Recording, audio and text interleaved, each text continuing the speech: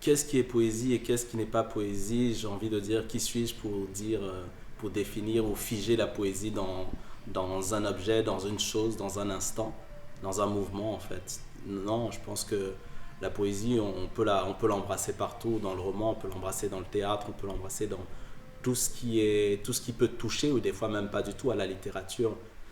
Pour moi, la poésie n'est pas un genre littéraire. C'est un espace d'expression où on vient porter un souffle en fait. C'est une façon de respirer, une façon d'habiter les mots à la plume, à l'encre et aussi par la voix, puisqu'on vient scander la poésie.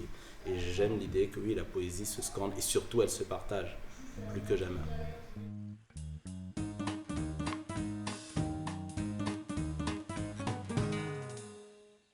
Je suis Albert Morisseau-Leroy, artiste, poète, slammer, membre d'un collectif d'artistes aussi. On a slamé sur la Lune et ensemble nous avons écumé les routes du monde pour partager de la poésie, scander de la poésie sur scène, quelquefois, beaucoup d'ailleurs, aussi sous des formats différents de spectacles vivants, d'art total aussi, puisqu'on aime écrire, peindre et refaire aussi le monde. Et je travaille sur un projet d'écriture multiple, poétique, et qui se dessine lentement et doucement dans les contours du jour qui vient après la nuit. Oui, ici, quelques saltimbanques sont passés par là.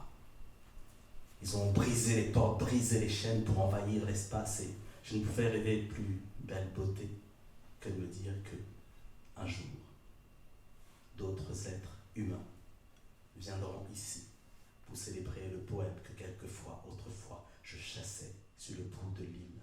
Ce lieu est magnifique et comme plein d'autres lieux dans le monde d'ailleurs qui sont aussi magnifiques.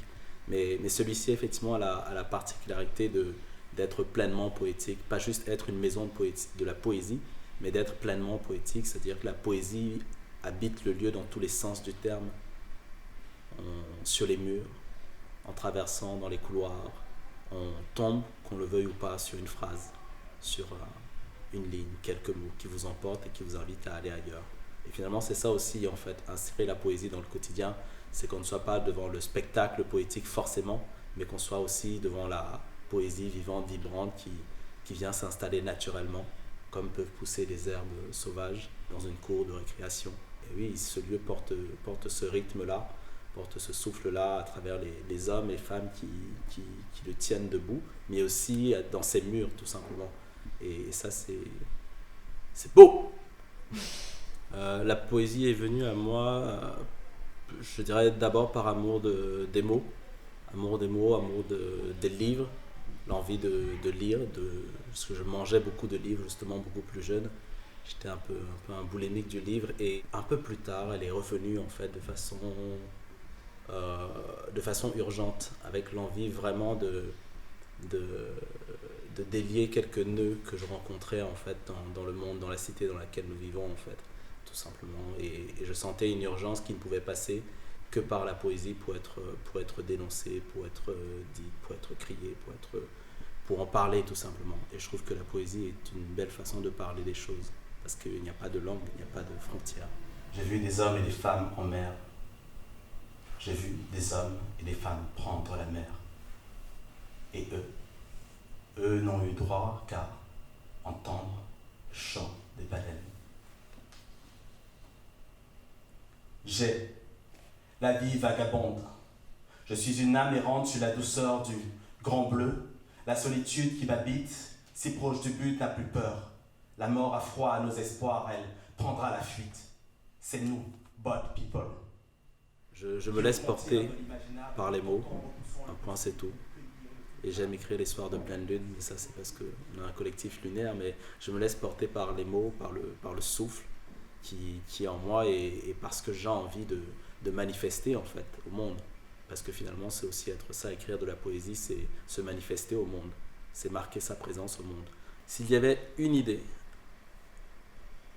poétique qui apporterait quelque chose de positif au monde de demain à retenir, eh ben, c'est tout simplement insuffler chaque jour, dans chaque instant, de la poésie dans le quotidien des hommes et des femmes et des enfants aussi qui vivent sur cette planète, tout simplement, à l'école, dans chaque cours, dans chaque matière.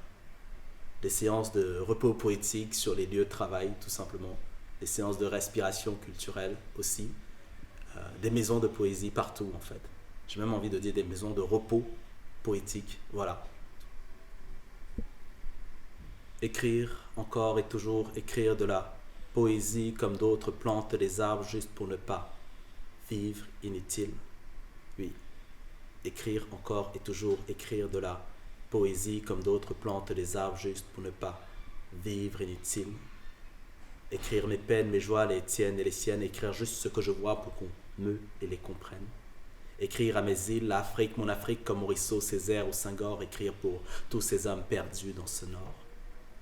Écrire au jour qui se lève, à la nuit qui s'achève, le temps d'un contact, le temps d'un contact. Oui, encore et toujours, écrire au jour qui se lève, à la nuit qui s'achève, le temps d'un contact. Faire fleurir des poèmes sur les cœurs qui dansent en transe, bousculer les cordes et les normes pour